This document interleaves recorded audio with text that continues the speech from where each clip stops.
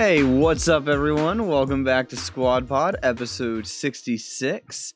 It's been a little bit since we've recorded and released an episode of the full podcast. We've had last week we just had some scheduling difficulties, and this week we have one confirmed case of COVID and one unconfirmed still. So half the squad got COVID.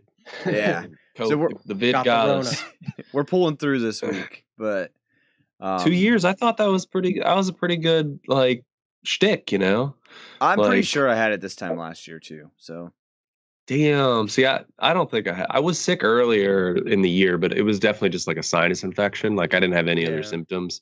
This is the first time I've had other symptoms. Well, that's how I was in December. Like I had like my classic sinus infection. Starts with a sore throat, then goes to congestion, and then like I don't feel it anywhere else but right here. Like that's it. Like I knew it was a sinus infection, but this is a little different. A little different, little more COVID-y, a little more Omicron-y. Yeah, we're gonna turn into Decepticon here soon. Yeah, man. Start transforming. These dudes are doing it right, man. They fucking got home jobs, still good though. Anyway, you gotta at least outlast me 2 years, guys. Double my time. Don't get it anytime soon. Try. I was actually just talking to someone the other day. I think we're past the point where we're gonna defeat it. I think what we just need to do is just weaken it to the point where it's just like a seasonal flu or a cold, where like, which I think is what happened with the Spanish flu, wasn't it? Like it kept mutating until it wasn't deadly, but it was just super contagious, which is what Omicron, whatever the hell it is. That's what it's like been doing. Like, it's more contagious, but it's not nearly as deadly. I'm not a doctor. From what I hear, Omicron has really like come out of the lungs. Like it's not so much of a lung thing anymore as it's like up in your throat and in your like sinuses. So that's good. Get it out of here. So it's super infectious, but like it's not killing. It goes away pretty fast. Yeah, which is great. I mean, now you can go back to work in 5 days. So it's all good. No, 10 for me, man. We were just talking about this, but you weren't here. CDC said I think it's 5 or 7 now. Yeah, CDC lowered it actually, which is crazy. Dude, which is what I thought. And I called my boss today and I'm like, hey man, I'm feeling better. You guys just might have a better policy, honestly. Yeah, or you didn't update it. Makes more sense. I was telling you guys though, like I'm ready to go back to. I was calling him. I was like, I'm ready to come back Monday, and he's like, no, you can't come back Monday. It's 10 days.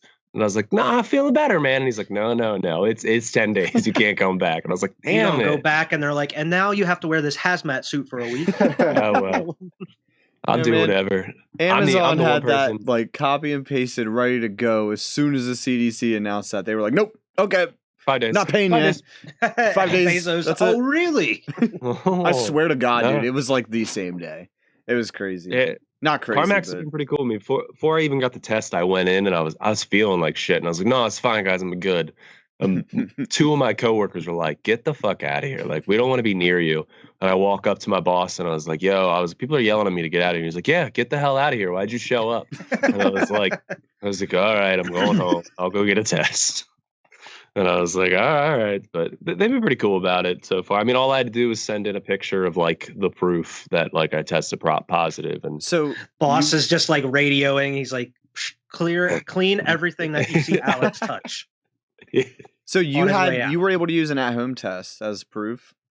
Yeah, I use an at-home test. And even if I say I think I have COVID at my job, they'll give you 5 days off. Okay. Even like if you're like, I'm not testing, like I just feel like I have COVID, they'll give you 5 days off. Now, if you can't supply proof, they don't pay you for those days. I mean, you can take your personal time and stuff, but they won't pay you. Yeah, that's how we are. Okay. They just asked me for a home test or my diagnosis, so I sent in my home test and said, here you go. They haven't actually taken the home test as proof until they just updated. I actually just read it.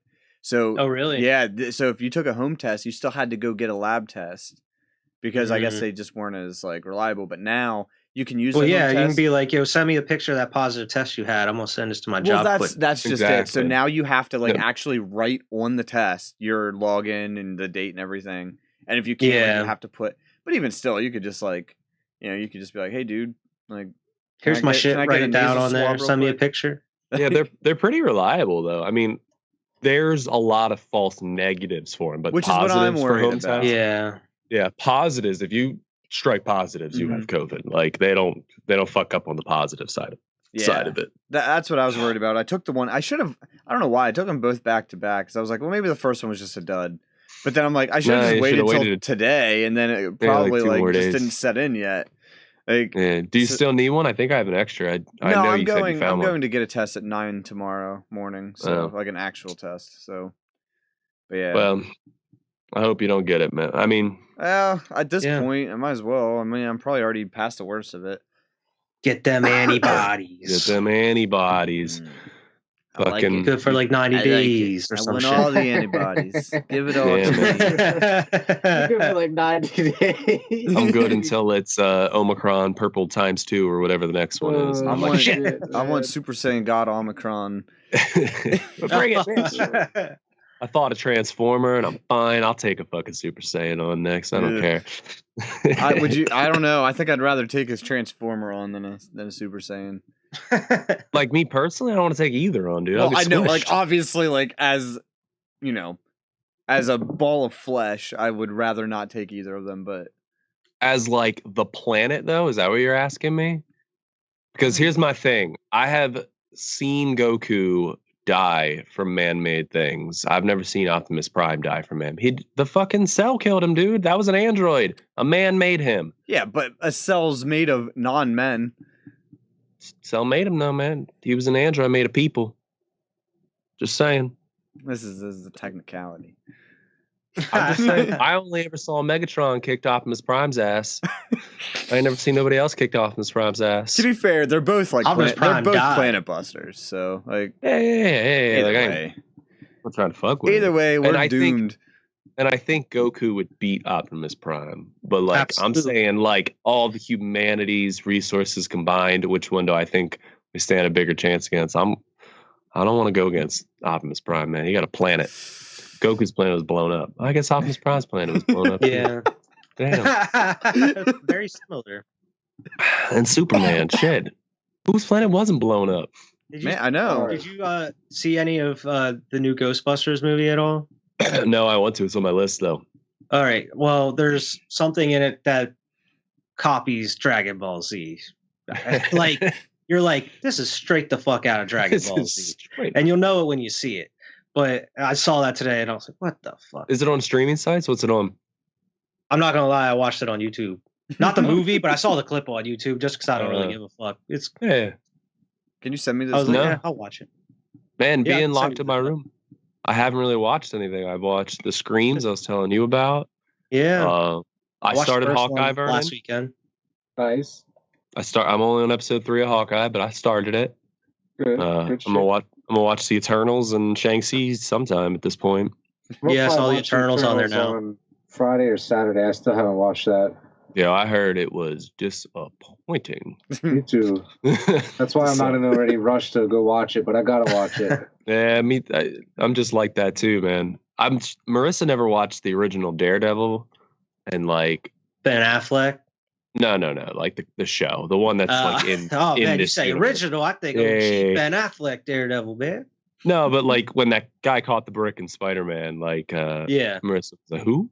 I was like, what? That's Daredevil. That's fucking Daredevil.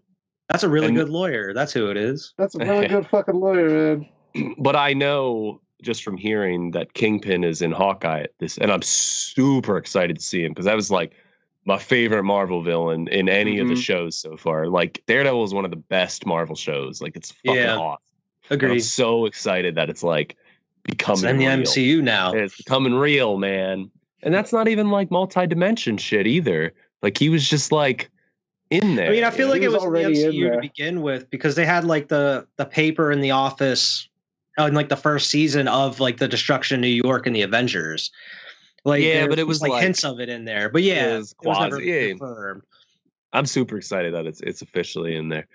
Like I'm super excited to see Kingpin. Like I hope he gets to be a villain of a movie. Like that dude's a badass, and I hope they make it a brutal movie too. Next Spider-Man, put him in that shit. Oh my god, I would love to see fucking Kingpin just like Stone Cold Stoner Spider-Man. Dude, it'd be dope. Be awesome.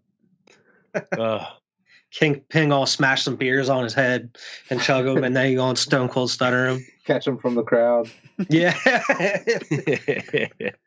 They had like some dude that could have been in the NFL, like Tom Brady, throwing him perfectly every time he catches these spears. They had Tom Brady in there. Yeah, it was Tom Brady when he was That's younger. how he learned, that's where he learned to throw. He was the one throwing Stone Cold his beers. That's a backstory. That's a superhero backstory if I've ever heard one. Yeah, forget about planets blowing up. I was Stone Cold Steve Austin's beer junker. Legend of Tom Brady. Legend of Tom Brady. That's how I got so good. Stone Cold. I mean, you don't There's fuck like up a a Stone story Cold. of like Jerry Rice or somebody when they were a kid. Their dad used to make them go up on ladders and like he threw bricks to him because he was like a mason. So that's how he got so good at catching. Because he was catching bricks all the time as a little kid. Thank God he said Like, yeah, bricks that to shit's him, not crazy. at him. Oh my gosh. Like he was a roofer. He's like, get these bricks on the roof, boy. And he's just throwing bricks at him. So he's catching bricks with his bare hand. That's how he got so goddamn good in the NFL. How do you get so fast? Did they explain that? He'd run up and down that He ladder. was just all day. naturally fast. He's naturally fast. That's a god. He's just always climbing up and down that ladder. Every time he dropped the brick, his dad made him climb down and get the brick. Made him run a lap around the house they were building. Yeah, that explains it. That explains explains it. Dude, That Marissa explains used to tell me her stepdad used to punish them by making them run laps. I'm like, that's wild. What was he, a coach? Like, she's like, no, he just didn't know how to handle us. And I was like, I mean, I get it. Like, it was these three like badass teenage girls. Like, I totally like being like, just run laps. I don't know what else to do. Just run. But I just think it's so Fucking wild. laps. Like, I could never imagine looking at my kids and being like, just run a lap. Like, Seriously, Go run a like to lap. actually like and What? expect You them heard to do me. it. Go run a lap. go run a lap. I would tell Kyrie to go run a lap. As punishment? Not like I can need do to it like chill. Go run jokingly, a like lap. Evan said. Tire But like, yourself out. yo, I can't believe you spilled that milk. Go run a fucking like, get out of my face. When you put it that way, Yeah. Don't put a coat on. I don't care if it's freezing. Go run a. I don't know if he did that. go run a Just kidding. fucking lap. You know what? After you done, do 10 push-ups too. Yeah. There's just like Today. there's just like a punishment that I feel like sometimes they get like enjoyment out of, and I'm like, man, what are these parents doing? Like Yeah. she told me when they would like run to the backside, they'd walk because he'd watch them and yell at them if they were walking. So when they were at the backside of the house, they'd walk, and I'm like, what are you out there watching them for? You know, like just seems Drinking like a beer. yeah, He's got bet with his buddy on which one's gonna finish first. he's like, nah, the middle one's slow. She ain't doing it. She look promising gonna now. make She'll it. slow down. That I think she reminds walks me- back. When we'd be running like the mile, and when Mr. Austin was on the opposite side of the track, everyone would just cut across. Like, Yeah. yeah, Oh, I I was remember never that ballsy shit. enough to do that, dude. I don't Yeah, think I I ever never did it, did but I that saw either. people But I doing do it. remember seeing people do that shit. I'm the one like, going oh, around like, these motherfuckers These crazy. motherfuckers I am not doing crazy. it. They gonna make I'm- you do this shit again. I I am am not doing not fucking with Austin. No, that's a guy Yeah, I dude, wouldn't want to like mess with. fucking oh my god, that coach, he was crazy. He was like He just snorted this, like, cocaine. beefcake. He was great. dude. He He was could hilarious. pop your head like a Beefcake. pimple with one bicep, Yeah, like Just one that squeeze dude- of his arm. That dude snorted cocaine. I don't care what anybody says. I'm Maybe- pretty sure, dude, I just you- saw an you be- article about him. Of him snorting cocaine? No, God, He actually no. won some. He won some type of like yeah, for like being like an humanitarian award. outstanding community member. Or Outstanding. something. No, he is. Yeah, citizen. Listen, my story is in complete jest. The guy was awesome. A great gym coach. Like I like the guy too. But I just remember Who him. said awesome people? There's a lot of awesome people that have done cocaine. Listen, he would sit in his office so quietly as you I don't were like think getting dressed, like in the locker room.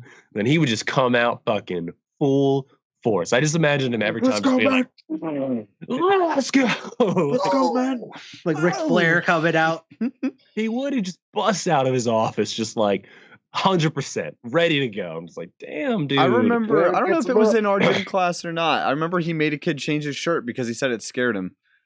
It was Well, like scares me. Go change that. your shirt. Take a it, lap. it was like afterwards, some too. sort of Take a lap. band shirt, but it was like, yeah, like Hey, change that shirt. After that, take a lap. After that, take a lap. That should scare me. But Was I he swear to out- God, like he told him to change it, and the kid was like, "No," and he's like, "Yeah, it's scaring me. Take it off." And he's like, He he was like wasn't- dead serious. He wasn't our gym coach when we all had it together, right? That was somebody else. We had. I feel like we had him at one point. You know, I've had I feel it. like we had I- all of them at some Senior point. year, I'm When we pretty were to- sure it was Austin. Bro, Was and he you know what's crazy? I downstairs? remember Yeah, we Remember we that had to go to that downstairs one. scary downstairs locker room? Like it was like way tucked in the Oh, We went yeah. way with back, like 8 way in the showers. back, Like Yeah, it was like weird way back too much there. shower space. way in the back. Because I was like, what is this? Yeah, that was he weird. down there? I don't remember Yeah, him. that I was felt like we were I all. think that's where his office was. No, his office was in like. Maybe we Like, did Was the go upstairs? outside. And the Yeah, yeah. upstairs where you walk right into. Yeah, I don't know what those were for. Maybe those were just football locker rooms or something. I don't know. That's where I Or was. my soccer whole locker senior year, rooms. dude. I remember being there a whole senior year. Yeah, I remember going down them sketchy stairs though. Yeah, it was scary down there, dude. Yeah, it was dark as shit. They didn't have Lights it like flickering. lighted at all. Yeah. Yeah, Probably the coolest place in the building though. I don't even. and I remember listen, when we were excited at the remember how to get time down when there. this. We had the substitute. I forget what his name was, but he just let you fucking do anything, and people getting hurt. People getting Oh. hurt in these days, and we used to be excited looking back. It was like this was mayhem. This substitute, I forget what his name. It was the old ass dude. I know exactly. He what you just mean. I didn't can't give a remember his fuck name. about anything. He knew what room to take you to for that day, and that was it. He took you to the That was padded it. room and you just pretty much did nothing. Yeah, I remember Yeah, that padded had- And room. it just always turned We into played street dodgeball. hockey in there The once, wrestling bro. room. Bro, I remember we were full-on street boxing. hockey. Oh, I remember yeah, with you Dustin guys Del boxing, Navico. too. Yeah. Yeah, we were boxing. We took the boxing gloves out and we were fucking punching each other, bro. And this dude was standing there I watching. remember that Like- shit, bro. Looking back is nuts. Like, how does this dude have a job? Dude, Austin Oh, didn't shit. care either. I remember that same room. I don't know if it was my freshman year or my 10th grade year, but this big getting kid hurt. named Tommy Leitner, dude, big jacked football player. I'm like this little freshman, maybe 10th grade. We're playing dodgeball, whips this tennis ball, smacks me. Austin's just sitting there staring, just cracked me right in the face with this tennis ball. Threw it as hard as he could, dude. It hurt so bad. Austin's just like, go, keep going. Take a lap. I'm like, damn. Ryan, Run it take a off. lap. Didn't give a Run it off. fuck, dude. Yo, dodgeball was Alex the gets hit best. in the Other than face. playing He's like, take a football, lap, Alex. Don't be a bitch. don't be a bitch. Take a lap. I Dodgeball wanna was go the to best, though. chorus. I liked playing football, but dodgeball was so fucking fun, man. I like both. I still, like I tell you guys, I broke my pinky playing football Yeah. in gym class, bro. Yeah.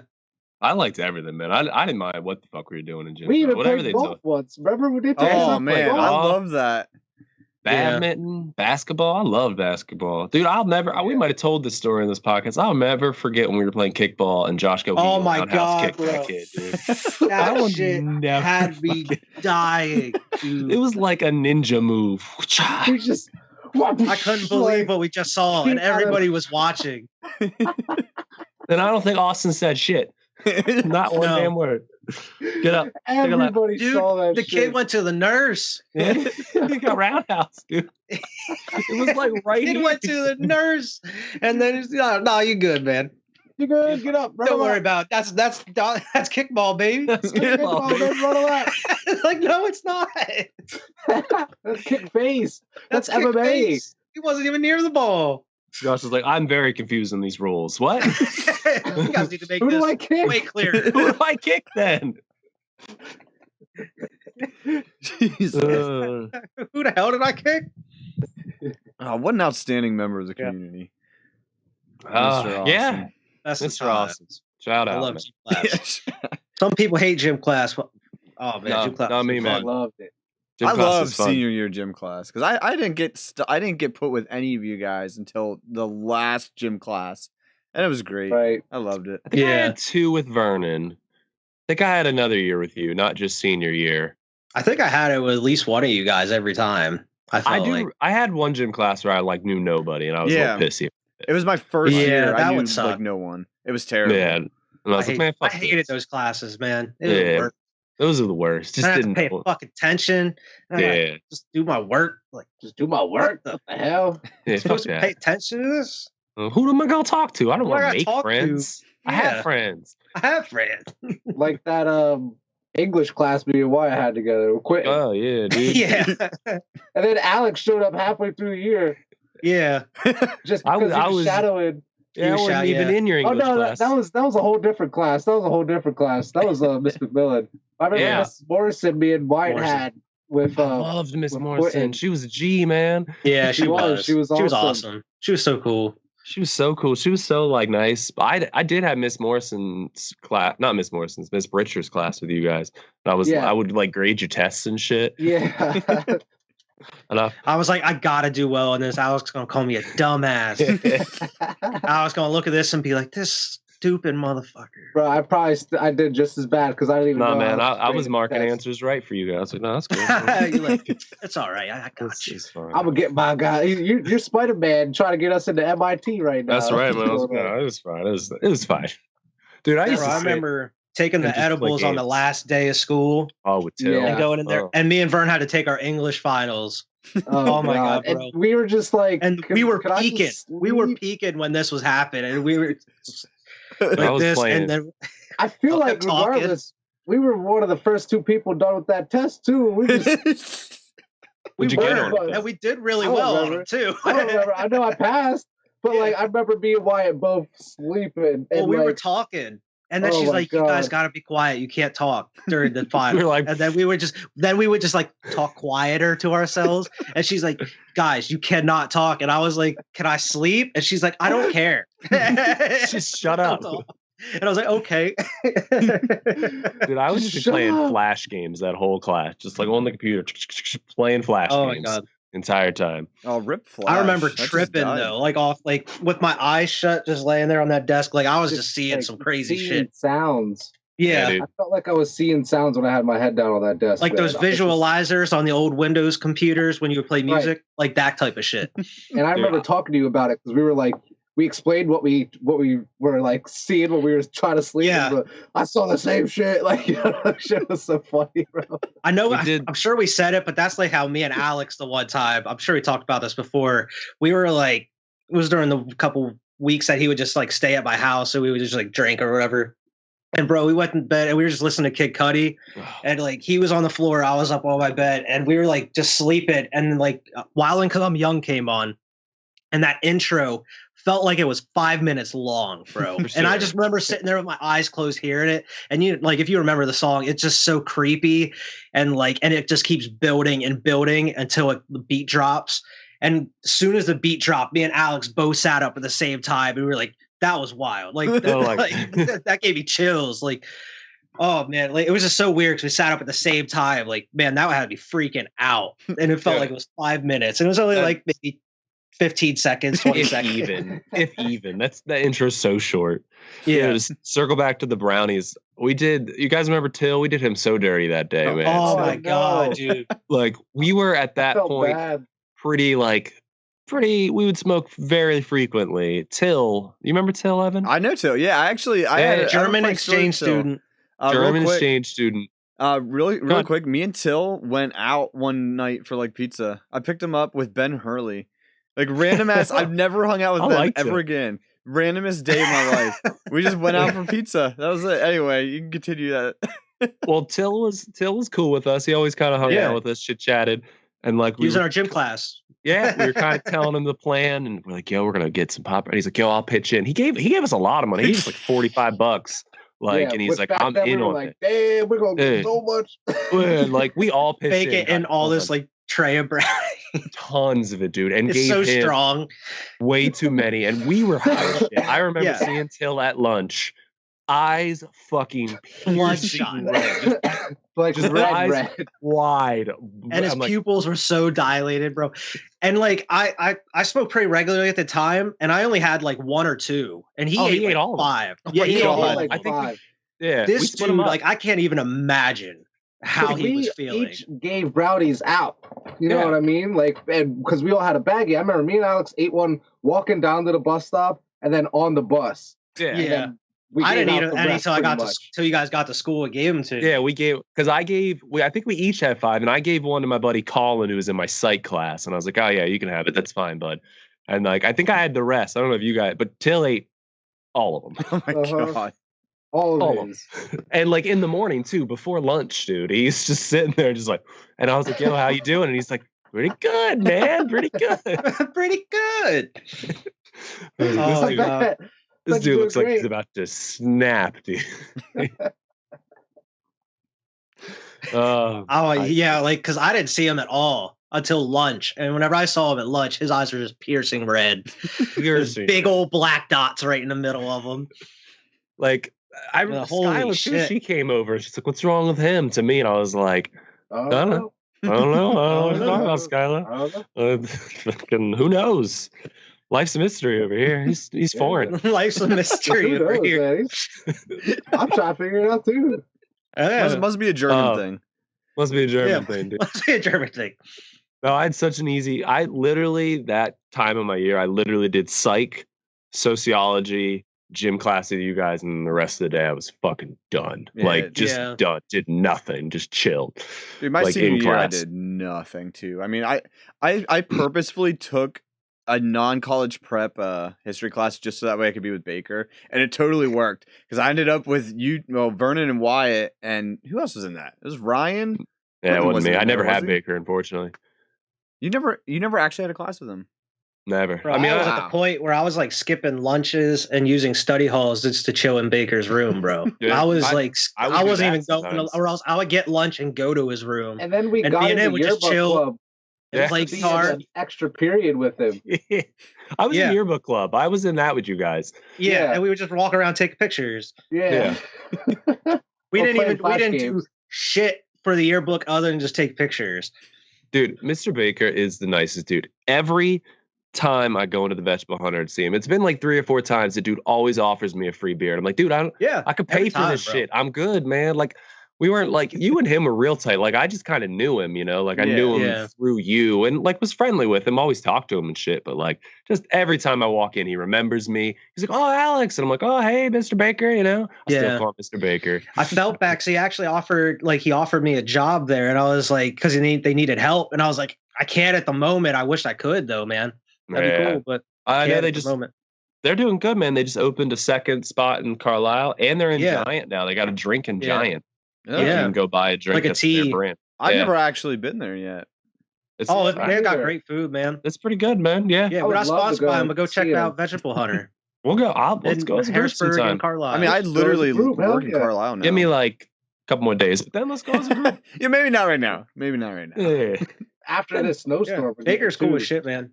I do have off for that snowstorm. Yeah, we'll go. I don't know which one he hangs out more often. Your car could take. I don't either. I don't trust my car taking anybody in a snowstorm, but your car could take us in a snowstorm. Either. I gave my mom my car because I don't trust her in the snow with that. Yeah, so my mom's had my car for like 2 weeks now. I'm just like, it's cool. She's like, I'll return it, and I'm like, nah, it's cool. Like, you put gas in it. Yeah. Oh God, yeah. And like I said, my buddy who works with me, he's got like this big F-250 Yeehaw truck. So like, I just like go with him. I'm like, yeah, he literally drives right by my house on his way to work. Like it's not like he's out of his way at all. Right. He's driving right beside my house. So I'm just like, yo, pick me up. Like, he's like, all right, no problem. He's who gave me COVID though. He totally admitted to it. Bro gave COVID. So he gave me COVID and he admitted to it because he didn't know at the time, but he got sick the next day after he took me to work. Yeah. And then I hung out with another one of my buddies who was completely unvaccinated the next day. He's fine. He didn't get anything. Because it didn't settle into your system at that point. Yeah. Well, yeah, you're right. Well, he hangs out with James too, though. Incubation period. Oh, maybe. I don't know. Like, we all work together, so like they all hang out together. So that is true. Man, I don't know. Maybe he's got a strong ass immune system. Maybe my boy's got a point. Maybe they're trying to kill us with these vaccines, dude. I don't fucking know. Shit, I'm one step closer. I get my booster here. Yeah, man. You guys know why I tell my story. I always think it's the wildest. You told me about you getting your shot and them just like doing it in the parking lot, and I'm just like, I was in my car, bro. I know. I was in like my car. I rolled me down my window, and they just like roll up your sleeve. I'm like, all right, peace. Go over there and chill in your car for 15 minutes, and put your 4 ways on his arm, just like have a nice trip. I'm just sitting over in that area, just tweaking. Just like, all right, let's go check I want some more. Yeah, you do. Come back. Yeah, you do. Chase the dragon. It's a little bit of heroin. This is so loud. Can I have just a little bit of heroin? Just one crack, please. That sounds terrible. One crack, please. Yeah, sir. Can I have one crack, please? One crack, please. He like cracks the window and just slides the money in through. Evan, you need to watch It's Always Sunny, man. You do need to watch It's Always Sunny, man. That's a lot to watch. It is a lot, bro. It's the longest running live action like sitcom now or whatever, TV show, live action TV show. It's worth every episode. It's worth every episode, dude. Hilarious. It's like It really The Office, is. though. The first season's a little slow, but it is hilarious. Just skip it, dude. Yeah, Fuck it. Whenever you get to Frank, it's much better. Yeah, just skip the first. I skipped the first season of Curb Your Enthusiasm. I watched like 2 episodes and I was like, nah, I can't do this, and I just skipped it. There's some good shit. There's some good shit sprinkled in there, though. I just skipped straight to the second season. I understood his character. He was a dick. I got it. Whatever. I skipped straight to season 2, and I don't regret it. I love Curb Your That Enthusiasm. seems to be the way to go. That's Watch the the best pilot, thing. skip to season 2. Yep. That's the best thing about Curb, though, is like he is such a dick and he speaks whatever's on his mind. But 90% of the time, it makes sense. Like you're like, yeah, like I understand that. Sometimes, most of the time, sometimes it's just petty as shit. Sometimes you're like Larry. He takes it to extreme levels, though. Like everybody's over exaggerated in the show. Yeah. The Spite Store season is probably my favorite season of the whole fucking show. Oh my god! Where he opens the fucking coffee shop.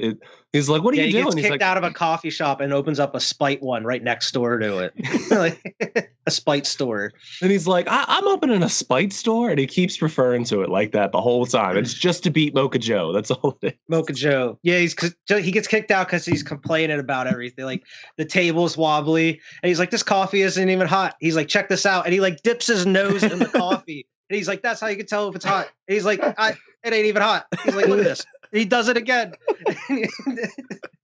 And like at his store, he's like, "The coffee's always hot. These tables, they don't wobble. No wobble in my table. No wobble." And he doesn't put a toilet in. And he's like, "Nobody defecates in here." And he's like, "They're drinking coffee." He's like, "I don't care. Don't come here then. That's go to only number ones in my store. Only number ones. The only number ones in my store.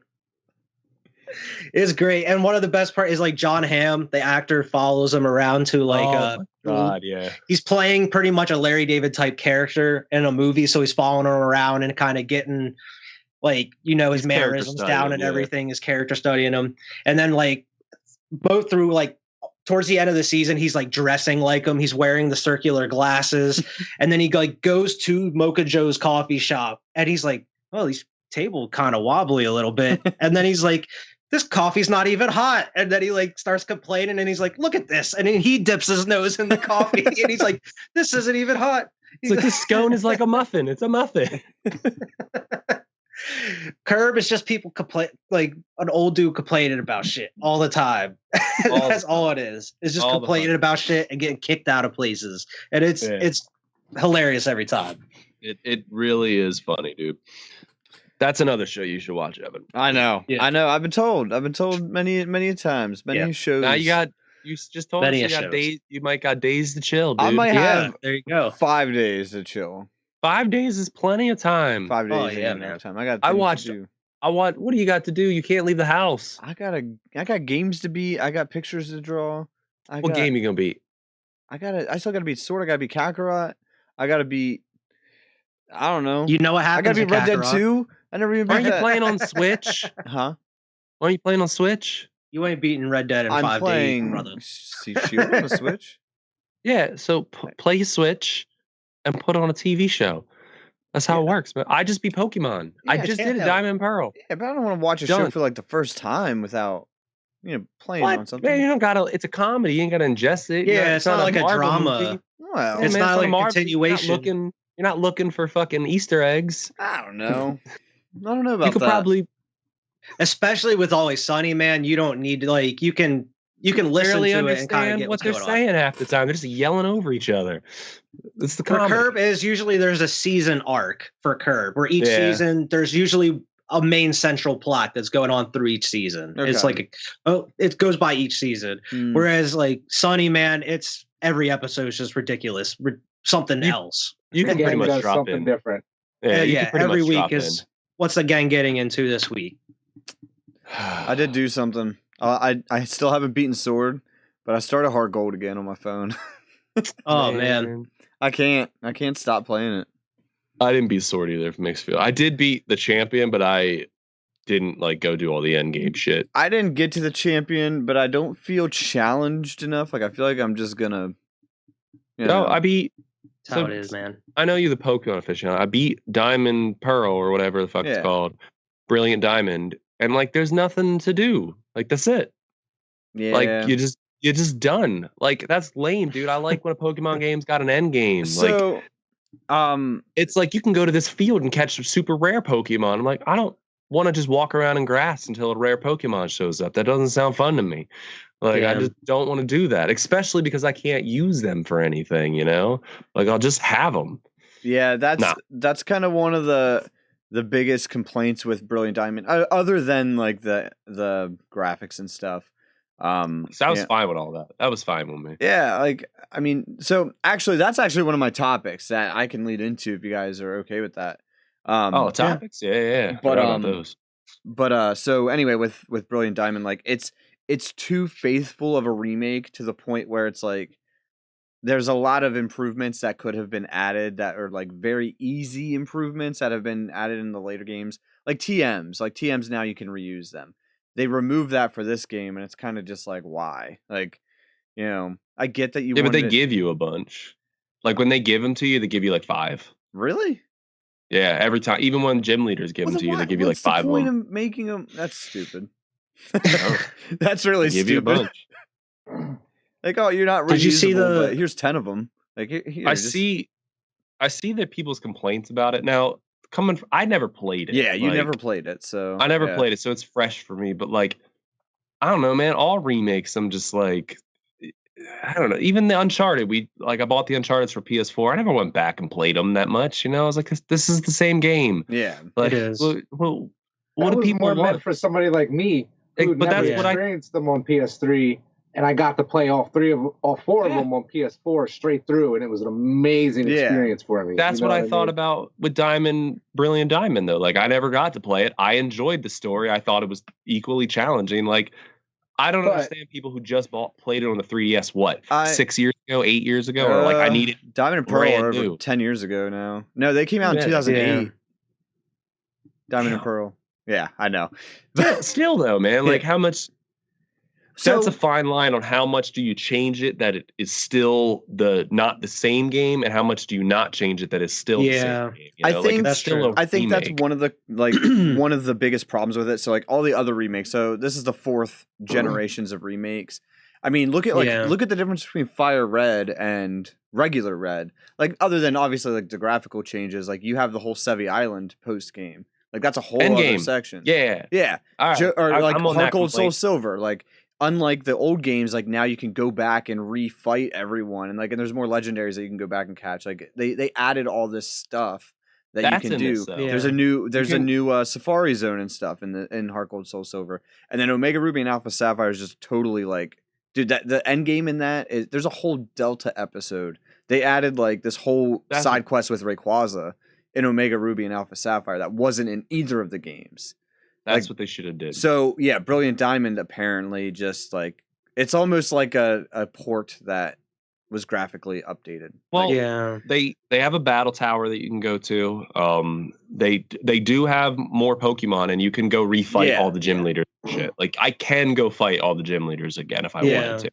But it's not interesting. But what's the incentive for doing so other than just leveling up and catching more Pokemon? Like I get that that's kind of the whole point of Pokemon, but like see, I don't like, and I think every Pokemon game should have an end game because I don't like that all the legendary Pokemon are trapped behind the Elite Four. Like most of them, I got Dialga or Dialga, whatever the hell. You usually get like your title character before, but like everyone else. I know Entei and shit are in the game. Like I can go get them, but there should be a reason to go get them that is story driven and or go get them and be a story. I'm with that complaint. Yeah, like with Rayquaza and Omega Ruby and Alpha Sapphire, after you beat you do the whole Elite Four champion nonsense. But after that, there's like a character that comes up. Like I believe that you see them throughout the game. But like, and then it's this whole thing where you go to the Sky Pillar, and then you actually like befriend Rayquaza and go fight Deoxys in space. It's fucking wild. But like totally different. Like it's never happened. Like it didn't happen in the old game. But like, yeah, it's weird. But I think it was. What was the one that came out on Let's Go Pikachu and Let's Go Eevee, like the remake of Yellow? Yeah. At least that though, like, the whole gameplay was different. Like the whole gameplay was different, and like what Alex was saying, and that one you can actually get the legendaries before you go fight the end game. Like as long as you have like, because you can get them at certain points as you're progressing through the story. You just have to be strong enough and have enough Pokeballs, you know, to waste on trying to catch them. Yeah. But you can go into like the end game with all 3 legendary birds and shit.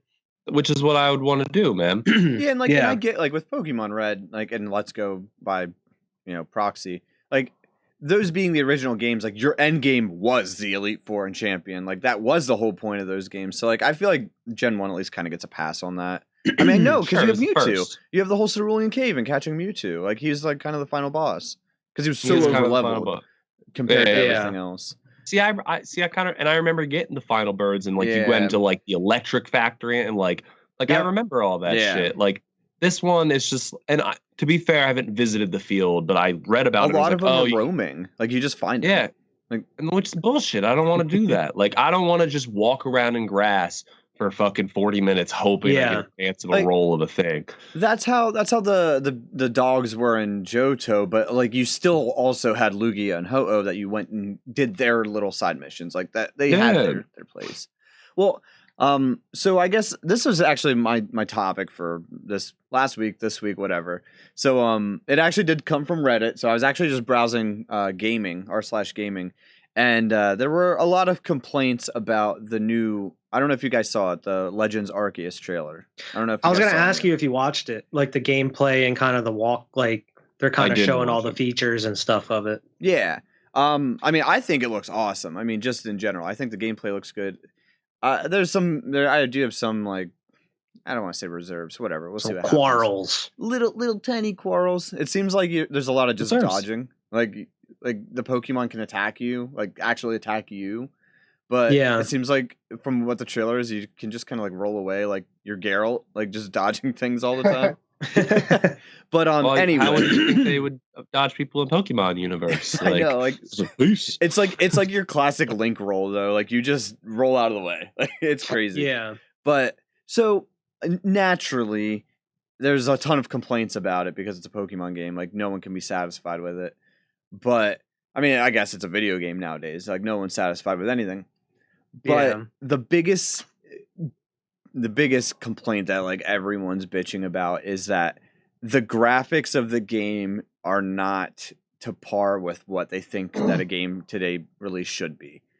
Now, I guess what I'm asking you guys is that how important are graphics to you in a video game? And is there a point where it's like, okay, this is where it's starting to break my immersion? You know, like if they aren't that important, where does it hit that line where it's like, okay, like I think the complaints are coming with the wrong system. The Switch it's not a powerhouse. Like it is not going to push graphics out like the Xbox or the PlayStation. That's not what they're building. I think it also depends on the game. For sure, too.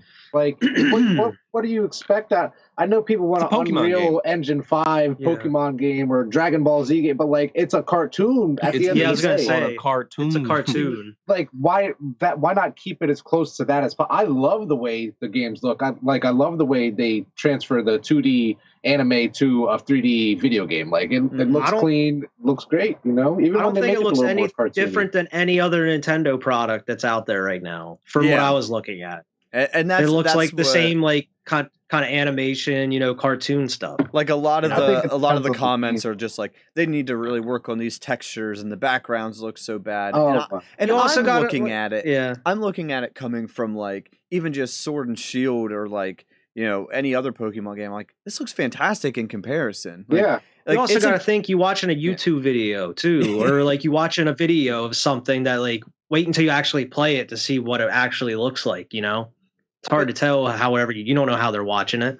Yeah, also, I'm with Vernon. It's fucking Pokemon. Like, it's Pokemon. It's like, think about Fortnite. That didn't need great graphics. It looks really good, but it's not photorealistic. You know, it's not GTA 7. You know, coming out and being like, "Oh, here's GTA 7 for you." But like, that's a case of if I'm getting that game, I want that to look as realistic as possible because that's a whole different game. Like so, like I want that to be as beefy graphics as possible, but I don't necessarily want that out of a Pokemon game. Yeah, yeah. I mean, and I maybe with the texture thing, I could see if they're going to do a minimalistic graphic style, you can still have good minimalistic graphics. Yeah. Borderlands Lots is of indie games very have done it. exactly. Borderlands is very cell shaded, but it's very detailed. Yeah, you know, it's that's not true, like yeah. realistic, but it's a very detailed game. I'll send you So- guys the trailer just that way you guys can look at it later. I probably should have did that first, but whatever. But I like, haven't seen it yet. I do want to see that. like it I looks wouldn't good. say I mean, I don't graphics know. are very important to me though. They're not to as me at far all. as games. It just depends on the game to me.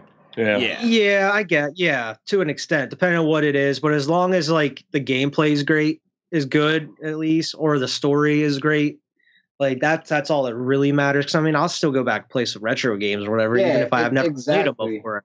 I think There's no graphics problem. might matter more to people from this generation. than they Gameplay, do from content, our all that shit. Like I think we've hit a graphical peak where I don't see us getting much better. Like we're never going to go from the 8-bit to the 16-bit jump again. I think once you hit about the PS3 360 phase, like I know like they're getting better. I know like I can see 6 more strands of hair. It's but like cell phones. It's like since the iPhone, they're very cell phones minuscule look the exact same things now. You know, because like now when you see new shit, it's like ray tracing, where it's like you could see light. That's the new big fucking feature is ray tracing, and then they're obviously doing stuff with controllers and stuff. That's not gameplay. Yeah, but that's different. Yeah, I mean, you got 4K, which is like the resolution's better, and then you have higher like frame rate.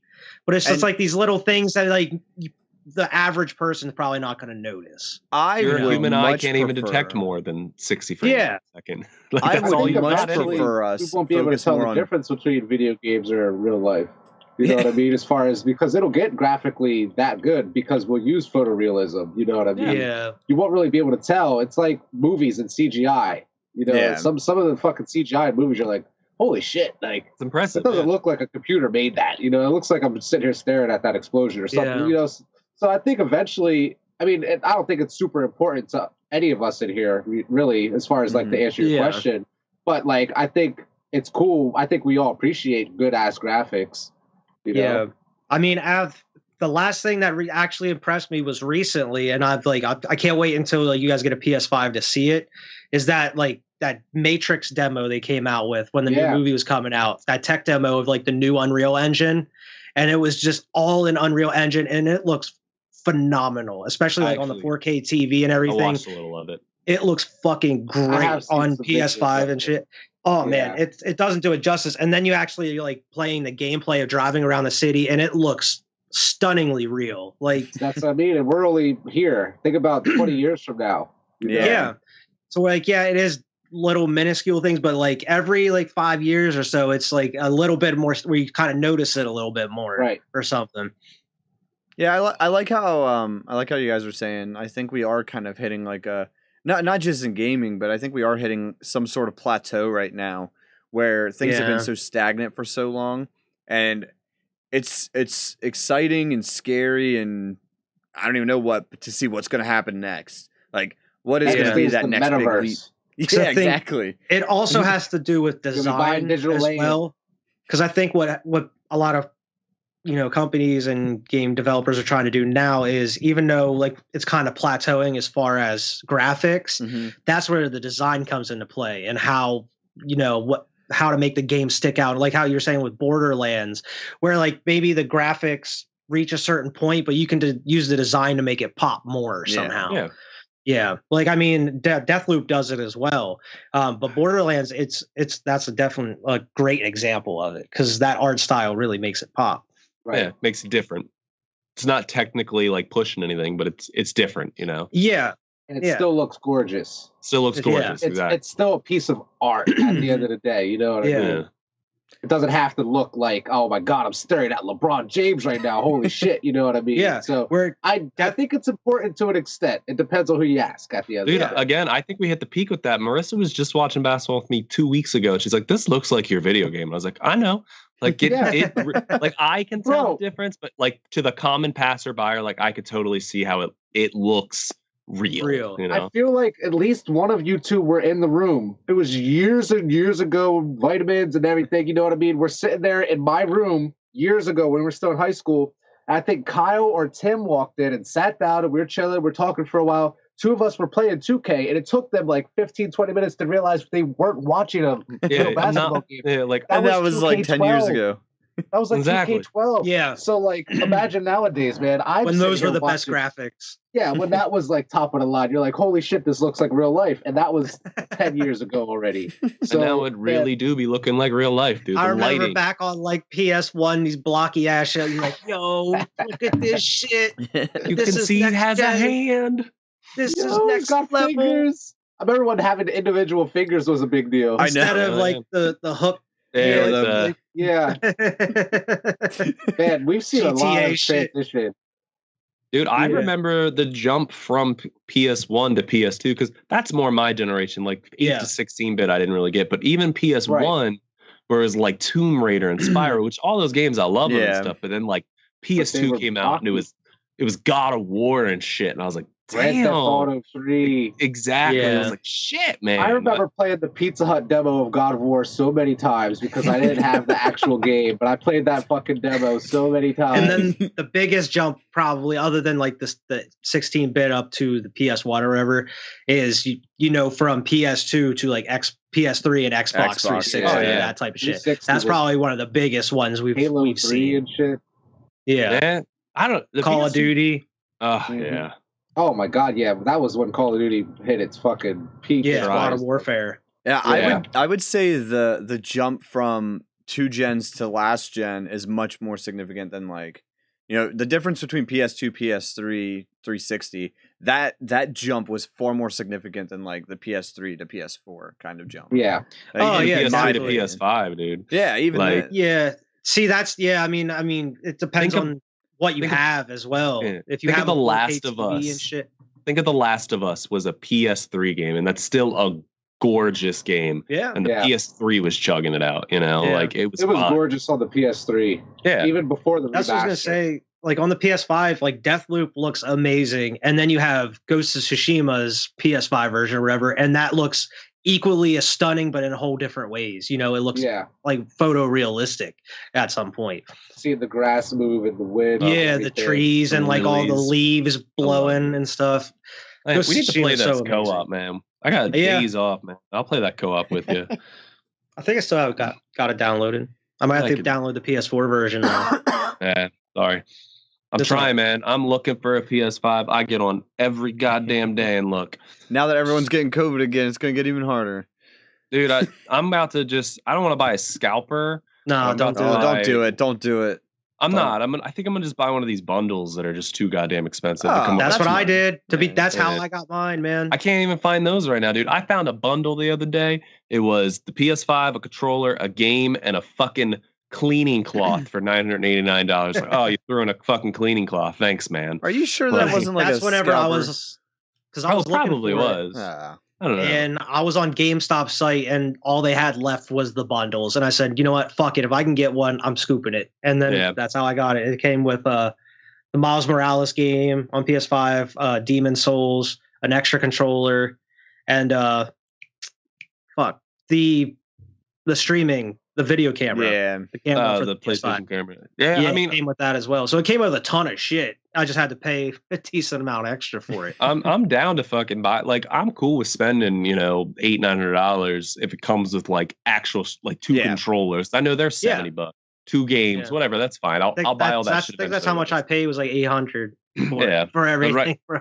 All I can find is scalpers right now, man. Yeah, it ain't worth it. Yeah. I keep seeing like on Facebook and shit, like Target, and like they keep getting like in-store ones every so often. Yeah, like, man. They're kind of putting them in every so often. I don't know. It's gonna be my birthday present. Marissa's looking for it for me, and I've been just like helping her. You know, like at this point, I'll just fuck it. Like if I see it, I'm buying it. She could just like I don't know, pay me back or something. I don't care. Like I'm buying it. Like, fuck it. I don't care. I'm getting one.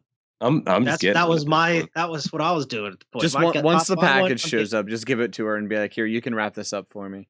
Fuck, I'm not waiting, dude. If I buy it now, I am playing that fucker. Fuck that. I ain't waiting till my birthday. That's 3 months from now. I'm an adult. She can be like, "I didn't get you anything for your birthday," and I'd be like, "Yeah, I get it. No problem. I got a PS5. I'm playing it right now." On my birthday, just leave me alone for 8 hours and let me play my PS5. You know, just be. Yo, Vernon, do you want a PlayStation that has a disc reader? Nah, I'm good. I got world's only digital only PS4. Hell yeah. My nephew got a PS5, so now I have my PlayStation 4 back. I'm giving as soon as I get a PS5, I'm giving this one to Kai. Just be like, here you know what I mean? Because I already told him. You now have the only PS4 digital version. You can have this. I'm gonna give him all the games. He can have the hard drive. I'll buy a new one. You know what I mean? All the physical copies. No, man, you know how many fucking games I got. Well, you can use them now with the PS5. Terabyte hard drive. Yeah, you can use them. You can put them over to the PS5. Yeah, but all them games that I have on physical are fucking years old. You know, yeah, I haven't bought a physical game. No, I mean, you're digital. We can play GTA again. We can play GTA again. Yeah, we can actually play GTA. Yeah, we need GTA 6. Listen, it's not like if he gives it to Kyrie's like, you can't have that. No, don't touch it. Like, we're gonna be like, what? Fuck you. It's my game. I'm gonna even play this. I think I'll put mine down in the living room and hook the VR up to it. And so, like, because right now it's such a pain in the ass to hook the VR and unhook the VR and hook the VR. So I'll just hook the VR up to, because Tyler has one. So I'll just hook the VR up to it and call it a day. I mean, like, just put it in the living room. When people come over, I'll be like, oh, go play the VR. I don't care. You know, it's just a party. I just use my PS4 as a Blu-ray player now. Yeah, until my disc thing finally takes shit. Yeah. Until it finally dies with one of my discs in it, unfortunately. But that's my only other Blu-ray player that's in the living room. I bought The Amazing Spider-Man 1 and 2 because Marissa's never seen them. So I was like, oh. Bro, I saw they're releasing a collection of all of them. 8. Like all the Spider-Mans in one box set. It's like $60. I'm like, oh shit. It's only $60 bucks? Yeah, it's all 3 Toby, both all of them. Andrews, and then all 3 of these new trilogy ones together. $60. Man, shit looks amazing. $60 is not that much for 8 movies. It's not at all, man. Yeah. I might look at I'm gonna call it a home trilogy. I want those to come in like a box, like just the 3 homes, and like put those No Way Home, Homecoming, and Far From Home. Because I own all the Tobys and I own all the Amazings already. I need to buy them, man. I've been looking. I have the Toby ones in my cart, like the collection on Blu-ray. That's what I have. Just like I need to commit because I want to watch them again. I already own the Amazing Spider-Man 1 on Blu-ray, but I didn't own the second one. But it was just as expensive for me to buy like the bundle of both of them as it was for me to buy just the regular. So I was like, fuck it, I'll just buy the bundle. So now I own. I have the new 2, the Homecoming and Far From Home. Yeah, you were saying you got that in like a collection with like Venom, right? Yeah, it's a steelbook with those 2, the Homecoming, Far From Home, Venom, and Into the Spider-Verse on Blu-ray. Nice. It's all in one steelbook. It was only $30 on Amazon, bro. Like, dude, I think I bought the steelbook of Into the Spider-Verse for like $30. So, and it's just I bought fucking Halloween Kills on steelbook for $30. Yeah. Like these fuckers. It is what it is. It's like $20 for the disc, and you pay the extra for just the steelbook.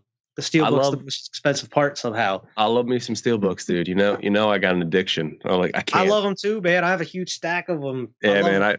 I have I mean, you guys have seen my big entertainment center, dude. Like, I gotta start getting rid of shit to put shit on there. I had to move the Switch games off of it. They're worth it whenever you go on Amazon or eBay or whatever, and you see ones that you have and they're marked up a ridiculous amount. And you're like, yeah, I got that. I'm glad I got that when I did. You have the thing on Blu-ray, right? That one's expensive right now. I don't have it on Steelbook. Oh yeah, it's a regular. Yeah. Yeah, that I have one's a couple other ones, like a decent amount of them though.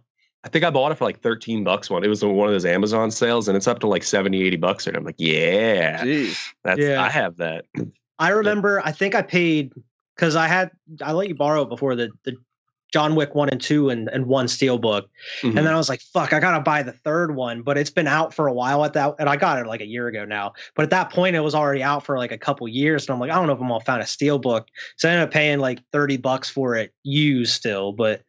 Whatever. I still got the Steelbook for it because I wanted it with my collection. You know, I've been waiting. I had the other one on Steelbook. I need this one on Steelbook. I haven't bought any John Wicks, and I want them, but I'm waiting for them to stop making them and just come out with like a single series. I don't know, man. They just go keep making them. I know, but eventually Keanu's got to leave, and then I could just buy like the Keanu saga. You know? Yeah.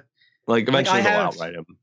like I think it was like 5 years ago, I bought the Matrix Trilogy, and it's just they're one separate Blu-ray each, and it just came in like a cardboard box. It's kind of cheap looking, and then now they have like this fancy ass like 4K Matrix Trilogy and like one pack that you can open up, and it's kind of like the Jurassic Park thing I have, and I'm like, oh, I want it so bad, but I already have them on Blu-ray. I don't need it. I have one of those like cardboard. I have a Starship Troopers. I have like all of them.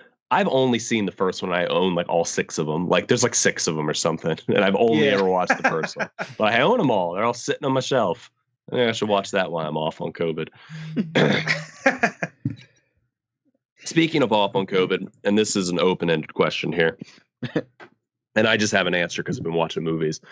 What is, and if you can name the movies too, what's like an actor that like switched up his role, like his known kind of performance in a movie that you guys like love, like Jim Carrey in Eternal Sunshine of the Spotless Mind. Yeah, I was gonna say we talked about that before. That's not my example, but do you guys have any of those actors like where they were outcasted as like something they don't usually play, whether it's a funny guy playing it serious or serious playing funny?